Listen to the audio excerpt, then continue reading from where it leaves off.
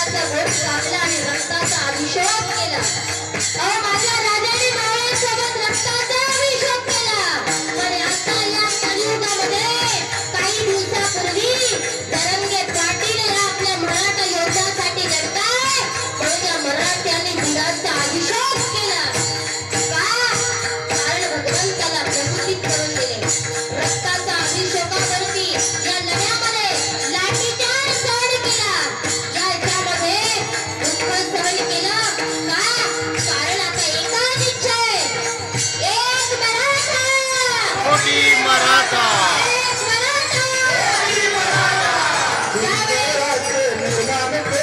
तनवारी